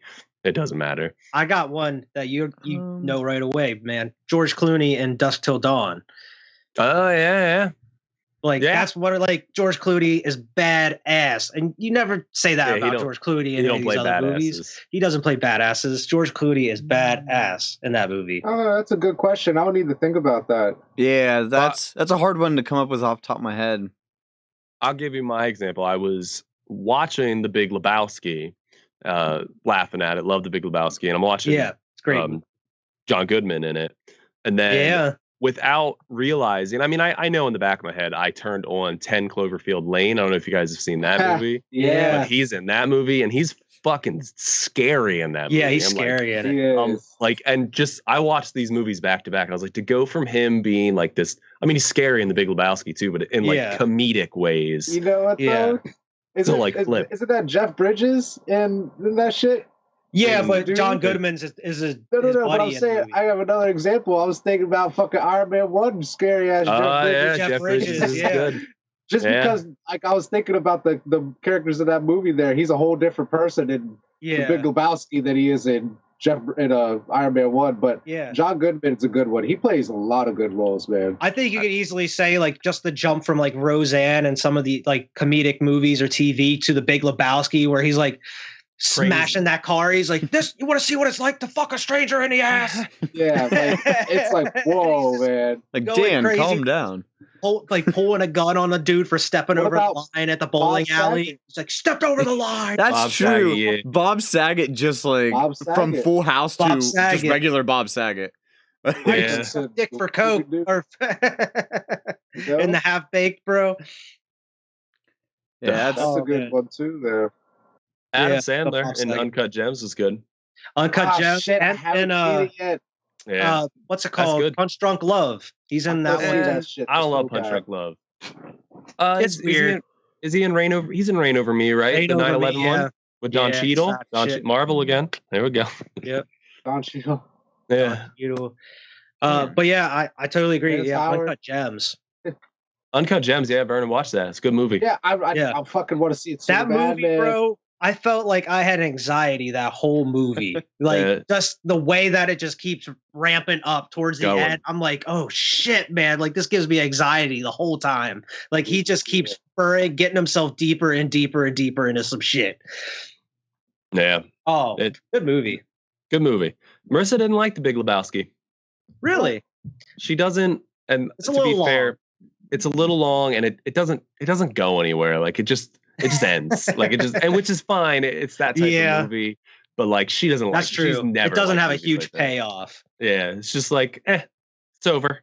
I just like following the dude around for for the whole movie. He's just getting into some shit. I just love that character. This Jeff Bridges. That like he played it perfectly. One of my favorite lines, and I repeat it all the time. That's like your opinion, dude. Yeah, that's just like your opinion, man. That's just like your opinion, man. That's one of my favorites. I'm about to fuck you on Saturday. That's just like your opinion, man. It's like that rug really tied the room together, dude. Like, it did. I really like that rug. It's like, shut the fuck up, Donnie. You're out of your element. You're out of your element, Donnie. That was the only parts Marissa laughed at. Every time he was fucking with Donnie, every time Donnie would say something, he's like, "Shut the fuck up, Donnie." Shut up, Donnie. He's like, "Excuse me, Chinaman. That's not the preferred nomenclature, dude." And he's like corrects him. And then he starts using Chinaman. He starts saying Chinaman. Wyatt, I knew you were just saying before we got on. I don't even think Alex was on yet. You're talking about the Big Hot Summer with Paul Rudd. Wet Hot American Summer, man. Hot American Summer. Because I want to review that because it's a movie I've been watching like probably since high school. But I haven't seen it in a while, and I just scooped it on Blu-ray and I watched it, and it is so goddamn funny. But it's just crazy. It was on Netflix at one point, man. See, it was on Netflix, and I watched it. I never heard of the movie, and then the show came out. What, maybe 8 years ago, 6 years ago? Yeah, whatever it wasn't. I was telling Evan, it wasn't long ago. Yeah, and then people were like talking to me about this movie's like the funniest shit. And I was like, I have never even heard of this movie. Yeah, I watched it in like high school. Just when I was like trying to find some like funny or like ridiculous horror shit to watch at that point. Yeah. But then like I saw a movie, and it has like Paul Rudd, Bradley Cooper, fucking like who else? Amy Poehler's in it. Tons like tons and tons of like famous people. Yeah. Molly Shannon, like Janine Garofalo and shit. But like to me it is hilarious because like I told Evan it's kind of a mix between a National Lampoon movie and like an Adult Swim show in a way. Like which is so weird. It's wild. I've seen the show. Wild. I did watch the show. I didn't watch the movie. Oh, that's so weird. You watched the show without watching the movie. Yeah, because it's funny because the movie takes place on like the last 2 days of a summer camp, and then the show is made like 15 years later, and then it goes back to the first day. So they're playing like younger versions of themselves, and they're much older. The show was funny. I enjoyed the show. I just never got around to the movie. The movie's great, man. And that's what I was telling Evan is like I would like to get together with you guys and like watch it because I think I watched it with Vern before, if I'm not mistaken. But yeah, the dude from what's his name, Christopher Maloney from like Law and Order, I think it is, and he's in Happy, that show. He's like the cook. He's the cook in Wet Hot American Summer, and he's like a Vietnam War vet, and he is hilarious, dude. Did I ever tell you my story about Happy? That's to do with COVID too. I think I have told you that. My depression during COVID and Happy. No. You ever watched Happy? I've read the comic before, like one of the comics. I haven't watched the show though. It is fucking dark. Like, it is. It's really dark. Dark. I think I've told you guys the story before. Stop me if I have, but we're on quarantine way back in COVID, and season 2 of it came out, and me and Marissa are watching that, and it's fucking dark, like way darker than I was comfortable with. And I don't know if I was just dealing with depression or what, but me and Marissa, we have a fight that night. I go to bed. In my dreams, dude, I'm murdering Marissa. Like, and I wake up and I'm like, what the fuck is going on with me right now? I have not picked that movie up since, or that show. That show. That's how dark it was. It was too depressing. I don't need to be in that mindset. It's weird because I didn't buy it, but I remember it specifically being as a part of a comic that I bought before. There was like an issue of Happy. Like they used to have the comics where it was like, maybe the old ones used to be like an issue of X-Men, and then the second half of it would be like an issue of something else. And you read it backwards. And I remember having one of those, and then there was like an issue of Happy on it. And I had like a couple of those. And then like I remember reading that, and I remember it being dark. Like the comic, I can't imagine like how it would translate to a show. The first season, I mean, I got through, and it's dark too, but like it's about like child abduction, and it's like it's very Christmas based, and like it's a good shit. The next season, because it's like a murdering Santa, isn't it? Yeah, it's like a kid who's like or a Santa who's murdering kids and stuff. Yeah. Then the second season, dude, like second episode in, this dude has like people skinned alive on his like walls and stuff, and they're just hanging there screaming. And I was just like, the fuck am I watching? And I think I was just in a headspace at that point. I was depressed. And then it has this fucking like cartoon character that's following him around, like the stuffed animal that his daughter had. Yeah, it was like that. Yeah, it was the first season was great, dude. I loved the first season. Yeah, it's played by. Stop after the. I want to try watching it, you know, dude. But yeah, I'm just afraid to go back. I was also playing that Sensu, like Hellblade Sensu Sacrifice, which is another. It's a depressing game. I don't know if you guys ever played it, but it's a game about. You talked to me about that. I've heard about it. Yeah, it's a game about a chick whose like husband dies and she's going through depression. Like, oh God, Alex. And like, so I think all that shit just combined. I woke up in like a fear sweat and I was like, I just thought about killing Marissa. Like, I went and slept in the living room, dude. Like, seriously had a dream about it. And I was like afraid, like having panic attacks. And I was like, what the fuck am I thinking about, Alex? Yeah, CTE. Yeah, dude. I was like, fuck. The last thing, like, not many things make me if I'm watching a movie or something, it doesn't really make me, maybe in the moment. You playing Sid, Vernon? Playing Civilization? No. But the last one, I know I talk about it all the time, but when we watched the movie for Twin Peaks between the show, the second and third season, the movie is dark as shit compared to the TV show's it has its dark moments and scary moments, but it also has these lighthearted, goofy moments. Whereas the movie is just dark and it's following like this teenage girl. It shows like the night leading up to her murder. And it's just, bro, after you watch the movie, I feel like I need a shower. It's uncomfortable. I'm uncomfortable just because it's like, it's supposed to be this teenage girl and she's going through all of this shit, man. And you're just like, I'm not cool with this. Like, this is just so dark. I'm planning on watching it again just because I only watched it once, but because I want to examine it. It's David Lynch shit. So you kind of break it down. There's a lot of hidden shit in the background. A lot of symbolism in there. But man, I'm not looking forward to watching it again because there's one part of it where you're uncomfortable with shit. We talked about this, right? About movies that only not deserve one watch, but I'll only watch once. Like The Joker is one of those movies for me. I'll never watch that movie again. It's just uncomfortable for me. Eraserhead. I'll never watch Eraserhead again. I literally just watched Eraserhead for the first time a couple weeks ago, and I'm not going to watch it again. It's uncomfortable. It is. It's just I've watched other David Lynch shit, but man, Eraserhead is just it's too much, especially with that weird baby in the movie. It's just so uncomfortable. Even Texas Chainsaw Massacre, which I have watched multiple times, but even that's another movie where it's just. I'm not saying it's not good. That's not what I'm saying. It's just I saw it's too good. I saw it. I'm good. You made I feel like it's too good at its job because I feel like I'm watching a real fucking movie, something real. That's another movie where I feel like I need to take a shower after watching. Is Texas, and I love Texas Chainsaw Massacre. Yeah. But every single time I'm just like, this feels so it feels real, the way they shot it and everything. It's gritty. I mean, gross. The shooting of it was a nightmare apparently. So it it translates well to the film. Even the Joker, dude, it's just so mean-spirited. And again, I'm not hating on the film. It was a great film. I'm glad I've seen it, but it was just so mean. I just don't need to be in that headspace anymore. A movie that Joker's based off of, Taxi Driver, is one I'll probably only watch once. And that's supposed to be one of the greatest movies of all time. I've only seen it once, and that's probably maybe I'll watch it again later in my life, but I have no intention of watching it again. I've seen it. It's just mean-spirited. It's just I Spit on Your Grave. Me and you watched that up. Oh my God, yeah. I'll never watch that film again. I don't need to watch that again. That's out of all the ones you talked about, I've seen I Spit on Your Grave, and I don't ever want to watch that movie again. I don't need to. Last House on the Left is the same for me, dude. I'll never watch Last House on the Left again. I'm good. I saw it once. Pretty much anything with rape, I'm uncomfortable. No, I like The Deliverance. I'll watch that guy get raped. I'm cool with that. I'm still uncomfortable in that movie, man. Yeah, it's uncomfortable. I'm uncomfortable with any rape and anything, man. It's like tree rape. Yeah, we watch Evil Dead. That's a lot of rape. I feel like that's but that's I don't know. It is uncomfortable to a point where it's it's a fake ass tree.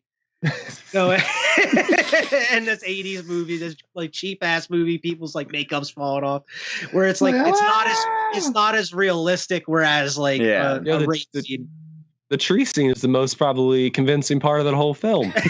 Oh my God! I'm just saying, that's the best effects they got in that whole first film, probably. That's a warning you don't expect to hear when you're getting shown a movie. You're I'm just gonna let you know there's a little bit of tree rape in this movie. I'm sorry. What are you showing me, man? Tree what? Yeah, I got it. I'm trying to think of movies that's have with Wet Hot American Summer. There's some gay sex in it. Just let you know, there's some gay sex in it. As long as it's consensual. Yeah. It's Bradley Cooper. Truly, I can't think of any movie that has made me uncomfortable to the point where I would never watch it again. Now, to be fair, I've seen way less movies than you guys. But there's a couple foreign films, man, that are. Oh yeah, I can give you some movies. Some foreign horror movies that are pretty rough. I can't say there's any you probably shouldn't watch it all. That like you not seen Joker, Evan? No, I haven't seen Joker. No. Hmm. No, like Watch that. I can't even say there's any movie like you said, Alex, that like you've thought about to the point where like it's affected you, like with having that dream and stuff. I can't say I've ever really been affected any longer than like Wyatt said, like kind of just in the moment. Like, yeah, there's parts that I'm just like, oh, I don't want to watch this, but it doesn't affect me like 30 minutes later. Like it's already well documented in my brain, back in a filing cabinet. I think back in a filing cabinet. Yeah, in that specific not gonna time, pull it out. I think that was a lot of factors that kind of played into that. Trust me, I felt guilty. I apologize to Marissa, dude. I did something in my dreams, and I was like, "I'm so sorry." It feels like I felt like I actually killed this woman, like, and I just had a dream. Like, I can't help that. Like, I just dreamed about it, Yeah. I'm just like, but it was enough for me to feel like a terrible, awful person, I was like, I would never get away with your murder. Like, I would tell myself I'd be so grief stricken. But yeah, there's a movie I watched, and I mentioned it earlier back in like high school when I was just trying to find like some of the craziest, like gnarliest shit to watch at that point. Because I was like, I've seen all these like famous, like, the well-known horror movies at that point, and I was like, give me some crazy shit to watch. And then one of them, there was a couple foreign ones. There was one that was called like, forget what it was. High Tension was a really good one. I've seen High Tension. That one has a pretty crazy twist in it. There's some gross stuff, but there is one called Inside, and it was a little bit low budget, and they did make an American remake of it. I will not watch because I have seen the foreign one. He's like, I'm good. And it's like a home invasion movie, but it's about like this like wild chick that's trying to steal another woman's baby while she's pregnant. Like she wants her baby, and it goes to the most extreme like lengths. I don't need to see this anymore. Because it shows everything. It's a foreign movie, so it doesn't cut away. It shows fucking everything from what happens. I don't want to explain it or anything. Yeah. But I'm not gonna watch that again. I'm good on that. I don't even watch, and I love like B-flicky horror movies, but like the Italian yeah, and it's different where it's like B-flicky, where it's like campy and it's cheesy. Where this is like it's just gnarly and it's just bad. Like it's just kind of like a Rob Zombie movie. It's where it's not like redneck shit, but like it's just bad. Like everybody has bad intentions in this movie. It's mean-spirited. It's mean-spirited. They're in the 70s and 80s. They had exploitation films, and there was like a lot of like movies. Yeah, and like Italy, dude, they were like really killing animals and shit. And like I can't like I know there's a really famous one. Is it Cannibal Holocaust? Holocaust. It's super famous. I'll never watch. I won't even attempt to watch it because I know they like actually hurt animals and stuff in it. And I'm just like, I've seen it. I'm good. Once by myself, and then I watched it. I don't remember if I watched it with Quentin, but I watched it with somebody else because they wanted to watch it, and I was like, I don't know. And because I already saw it at that point, and I was like, fuck it, I'll watch it. And that's the last time I will watch it. Yeah, like it's the real animal shit, but there's just like.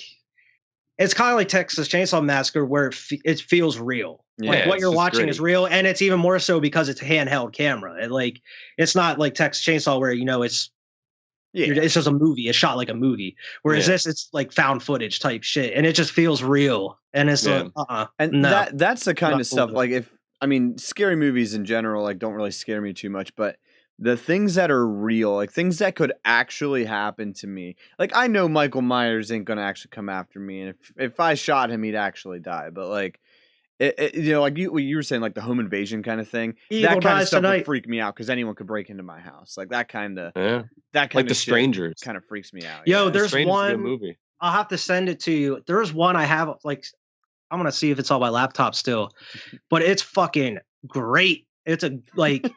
As far as it goes for like home invasion movies, it's fucking great. I'll have to find it. Wyatt's reaction was like, "Oh, this thing you don't want to watch? I got a great one for you. Watch." It's called Them, and it's a foreign movie, but it's just about a couple that's living in their house, and then just some like people start, showing up around the crib, knocking on windows. But it's kind of like The Strangers. Strangers is kind of like a higher budget version of that, where this is like low budget, and it's just like the tension in it is nonstop the whole time. It's just like, oh man, it's a great movie though. It's pretty scary. And there's not really much to it. There's no like gore or really anything like that. It's all just tension based. I make Marissa like sit through all these movies with me, and she hates horror movies. And like they don't bother me at all, but she like rubs off on me sometimes. You guys ever see, was it Overlord? It was like that Call of Duty I want to watch movie. it. It's a movie I've always wanted to watch. I just haven't made the time to do it. It's like a cheesy Nazi zombie movie, right? Yeah, it's like Nazis. It is Nazi zombies, basically the movie. And like she was scared, and I was scared of that film because like my anxiety was like, and like it's not even a scary film, but like I was just feeding off of her energy. She was scared. You were scared because she was scared. So now like I try not to even watch horror movies with her anymore because I'm just like, you're just gonna make me scared. If you haven't seen it yet, watch Train to Busan. That's a great movie. I'm gonna buy the Blu-ray of that or the Steelbook of that because it's always super cheap. It's a zombie movie, and it's probably one of the greatest zombie movies I ever watched, man. Yeah, I heard it's great. It is fucking fantastic, and you gonna cry. It's one of the few zombie movies you gonna cry. Oh, I cry in zombie movies, man. I'm notorious for that. You ever see Shaun of the Dead? Wept. I wept in that movie. Got his buddy in there, and at the end, play video games with his zombie buddy. Well, since we're on the topic of movies, we could wrap it up with what you had to talk about. You said with the whole thing with Friday the 13th. Yeah, it's a little bit old news at this point, but the long-going Friday the 13th case between Victor Miller and Sean Cunningham is finally over, but there's a lot of complications with it being over. It's over, but it's not. Well, because Victor Miller won the suit pretty much, and Victor Miller, the whole thing was, he owns the screenplay to the original Friday the 13th, so he owns everything in it. Okay. So pretty much what that means is Sean Cunningham, he can make a movie with adult Jason with the hockey mask, but it can't include Friday the 13th. It can't be titled Friday the 13th. It can't involve Camp Crystal Lake. And it can't involve pretty much anything that was in that original screenplay for the original Friday the 13th. So if they want to make a new movie, they would have to, come together and make it together, No, and at this point, it doesn't seem likely. Yeah, make Jason movies. Yeah, you could just make a Jason movie and just reference like the camp or something. You don't have to call it even. And fuck it. And on that, we all have seen it. We know. We don't need it like an origin story. Like we fucking know. Victor owns the U.S. rights to not only the first script, and Sean owns the adult hockey mask wearing Jason, but he can't legally use them in a movie without Victor's permission because the Jason name, Jason Voorhees. So I mean, they would have to come together to make a new movie, or come to some sort of like Marvel and Sony type deal, to make it happen. Enough though. Like horror movies don't make money like that. Yeah. And the whole thing started was because Victor Miller, he's the one that wrote the original script, and he felt like he wasn't getting compensated for it. He felt like he wasn't getting royalties for his work. And now he's like, fuck it, I'll take the rights or whatever with me. You want to make a big deal about it. That was Sean Cunningham's baby though, man. I mean, like he made that franchise and what it was, That's true. I mean, every single movie Sean Cunningham, most of them with Sean Cunningham was involved with or produced, But I mean, he's going to have to work with Victor Miller if he wants to make another one. And it's been like over 10 years now without a new Friday the 13th movie.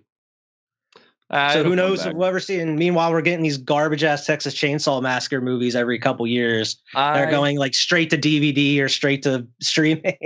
I love them. I fucking love them, dude. They're at the point where they're so rough now, where it's like terrible. That's my type of schlock, dude. I fucking love slasher schlock like that. They own like Texas Chainsaw I do too, to Massacre a point, but now it's literally like the same movie over and over and over again. Yeah. Oh man, it's one of those things where it just doesn't beat the classic, doesn't beat the original, man.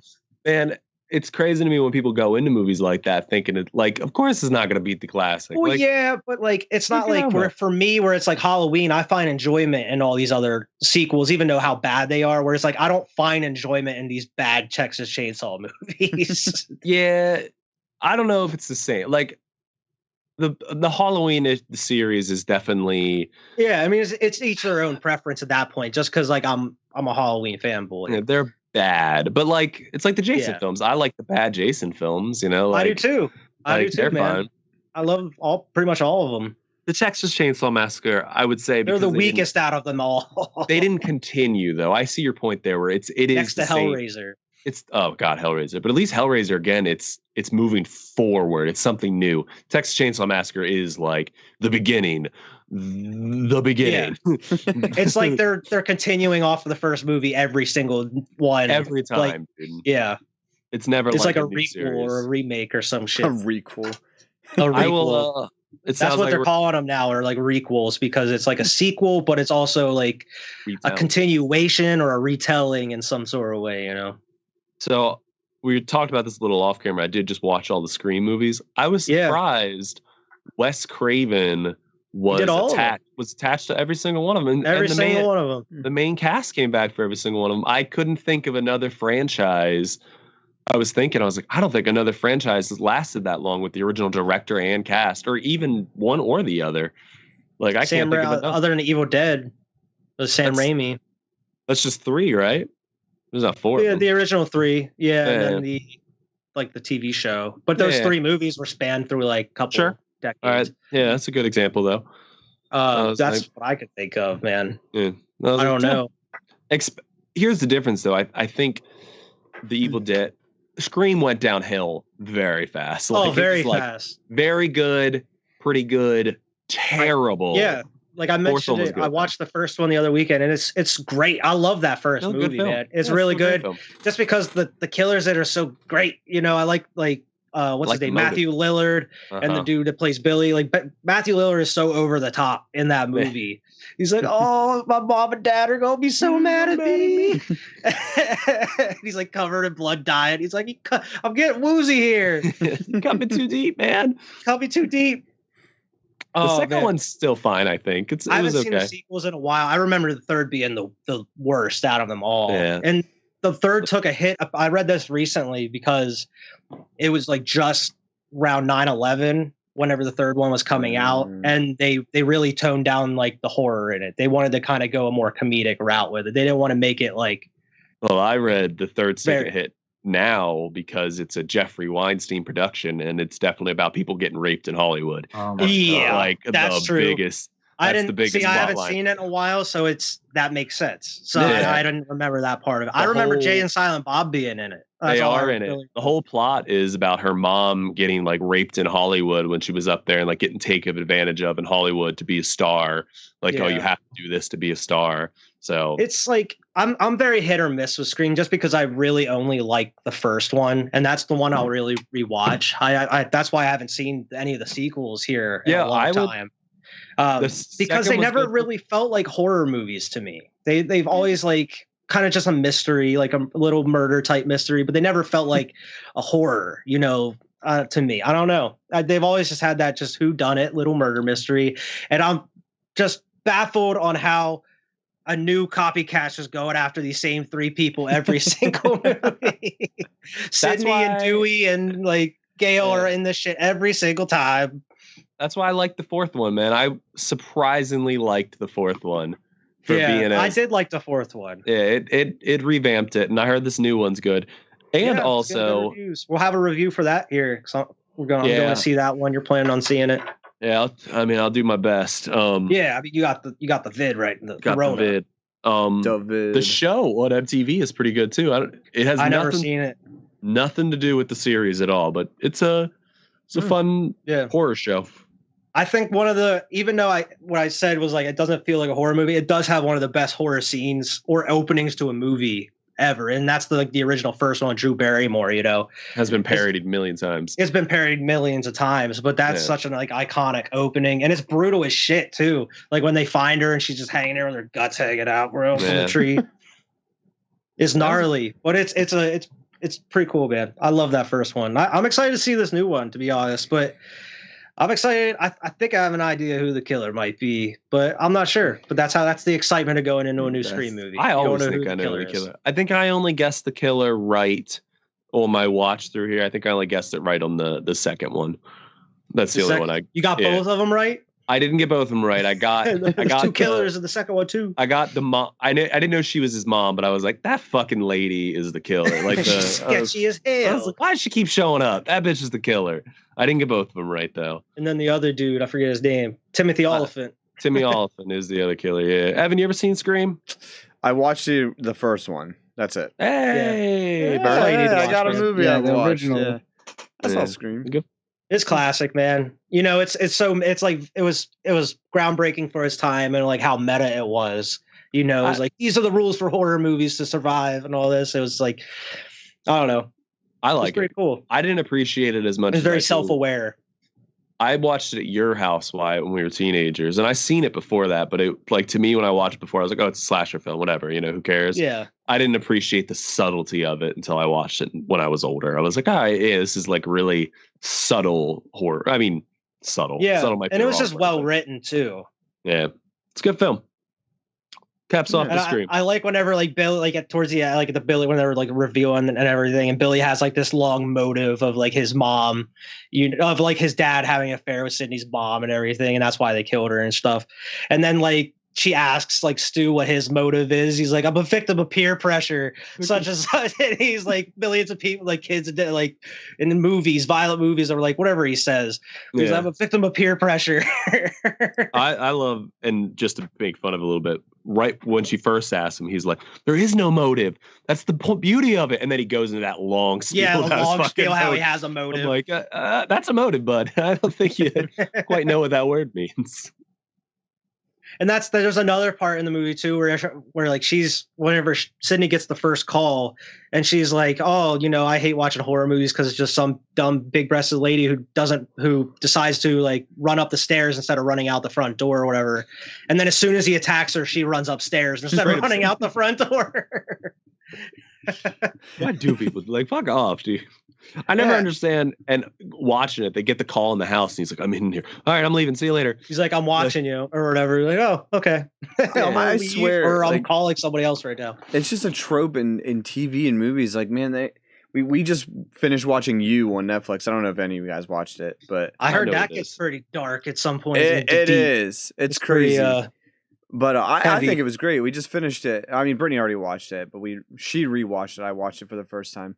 And there's just some characters where I'm just like at the point where I'm like, dude, just leave and go to the police. Like, just go. And then they don't. And then what happens? They die.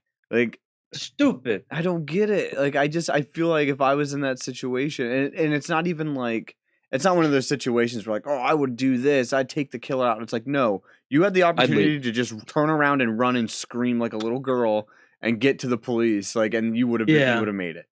But I don't know. I don't know, man. Alex, something up. You're muted, Alex. I was gonna say you were muted. Oh, in the second Scream, there's a part where he gets like the girl gets a call and she's like, "Oh, I'm the sober sister. I can't go." Like, and then he comes in and kills her. And then like the next scene, it's all the people standing out at the party that she's supposed to pick people up from. Yeah, looking at the house. I was like, the house is across. Yeah, it's right there. What the fuck you need a sober sister for? Like, you could walk home. Got this bitch killed for nothing. Speaking, before we go, I saw an article today. I thought you would find hilarious, Alex, and it was like, who was the real victim in the thing? And I was like, interesting. I'll click on this, and I started kind of skimming through it, and the whole article was like saying how the thing was the victim of the movie because it was trapped in this ice and it was thawed out and it didn't know where it was, and it was just like all this, and I was like, no, that fucking thing's a monster. It killed people and it took their bodies and then stayed there to kill other people. Man, everybody wants to be sympathetic. Everybody wants to make everything sympathetic. You just didn't understand it. I was reading it. I was like, those dogs. Like it killed the dogs. No. And that was another thing. It was like, because they were kind of explaining, they took both movies because the newer one was like a prequel to the 80s, and it was like it escaped from there or whatever just to get trapped in the kennel as a dog in the older movie. And I was like, no, fuck that. Like he killed everybody in that other building before it left. Like, no, it's a monster. It killed people. It's not a victim here. You know what? Even grizzly bears who people are like near their homes and they're tearing human flesh off, guess what? It's still killing people. I understand they're in an area. They're not the victim. Like the bear's not the victim here, okay? I don't know, man. The bear's not the victim in this one, buddy, okay? Come on. I understand where they're coming from, where they're like, oh, it was just trying to escape. Yeah, and to escape, it would have murdered everything. like, come on. Come on, buddy.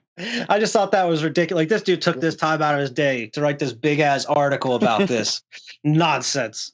Oh, man, I watched, and this is super quick, it has to do with yours, but I saw a video about a guy talking about people who write articles like that, and he's like, and here's an article of somebody who's paid to find complaints in the world, and I'm just like, you know what? That totally is the media. Like, you're paid to be offended nowadays. Like, people are like reading things like, I'm paid to write something why I'm offended by this, and I'm just like, Hey, the paycheck's coming in, Hey, man, writers are writers. They pay me how to think, how to feel. They pay me how to think. But you work for like one of these like news sites that are paid to be offended one way or another. Like, you know, you got to have some sort of story. That's what I'm writing.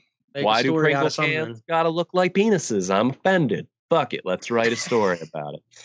Bro, this is so much speaking of this happened yesterday. I forget what baseball team it was, but they announced like a new social media thing on Twitter, and it was like a mascot that was green, and it kind of looked like, you didn't see the head, it looked like the Philly Fanatic, but it like showed a new jersey. They have like a new jersey or whatever they were unveiling, and he took a selfie and he took a thumbs up, but you couldn't see his hand. So it looks like and it's green, so it looks like the mascot's dick is sticking up in the middle of the photo, and everybody's like, I hope that isn't what I think it is, and all this.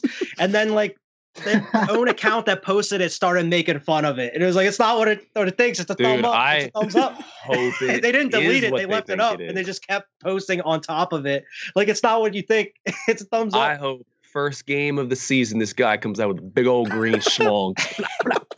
It was just so funny because like as soon as I saw it, I was like, wait a minute, is that supposed to be the mascot's dick or something? It's just sticking up. Wait a second. Then like every single comment below it is just like, wait a minute, is that its dick? Halftime show, it's just him hitting home runs. It's dick. His big bat, green bat. Oh my God. I was like, oh my, holy shit. It was this whole thread of just them commenting on it. I'll have to find it, and I'll like send you the link to that shit. It's funny. I'm gonna we gotta wrap this up though on time. Yeah, we'll wrap it up on big green swinging dicks. How about that? Yeah. What else? Go out on the big green swinging dicks.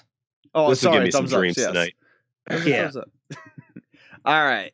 Well, thanks for watching, everyone. Stay tuned for literally everything else we have. Squad Pod Sports yesterday, next week. Yeah, Thursdays. On Thursday. Squad Night we got Monday. We've been going through the Division 2. It's been really fun, so keep your eyes out for that. And also keep an eye out for the Scream review that'll be coming here hopefully soon. The new Scream. Scream 2022. Because they decided to name it the same fucking name as the original, which is this needs to stop. This needs to stop. This is next week. Save it for next week. Week. To stop. We'll start next episode ranting about movie names. How about that? I'm with you though. All right. All right, guys. See you, everyone. See you, everybody. Peace.